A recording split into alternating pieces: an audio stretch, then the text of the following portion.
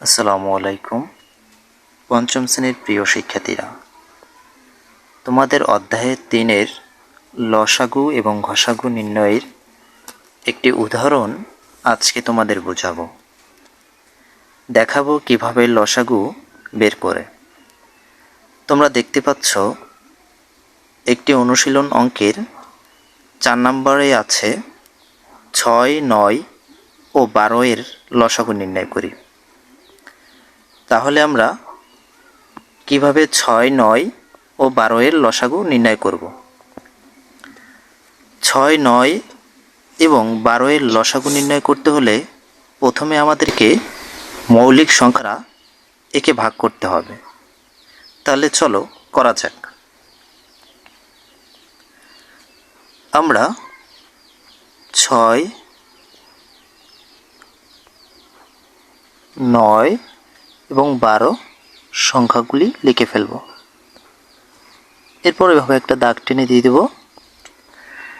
এখন এমন একটি সংখ্যা নিব যেখানে আমার 6, 9 এবং 12কে ভাঙানো যায়। সাপোজ আমরা এখানে 2 নিতে পারি। 2 নিলে আমাদের 6-এর ভিতর 2 যায় 3 বার। কয়বার যায়? 3 বার। এরপর 9-এর ভিতর 2 যায় না, 12-এর ভিতর 2 যায় হচ্ছে 6 বার। কারণ 2 অক্ষে 2, 2 দুগুণে 4, 3 দুগুণে 6, 4 দুগুণে 8, 5 দুগুণে 10 এবং 6 দুগুণে 12। এরপর এভাবে দাগ টেন দিয়ে দেব। এরপর হচ্ছে আমরা মৌলিক সংখ্যা 3 দিয়ে এটাকে ভাগ করে দেব। 3 3-এর ভিতর 1 বার যায়। 3 9-এর ভিতর 3 বার যায়। 3 অক্ষে 3, 3 দুগুণে 6 এবং 3 ত্রিকে 9। 3 6-এর ভিতর কতবার যায়? 3 6-এর ভিতর 2 বার যায়।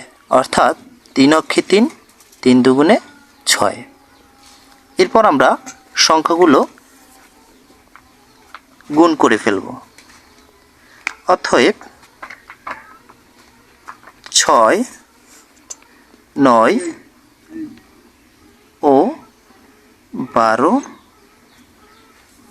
এর লসাগু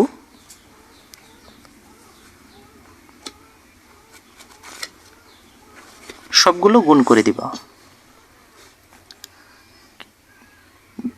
2, 3,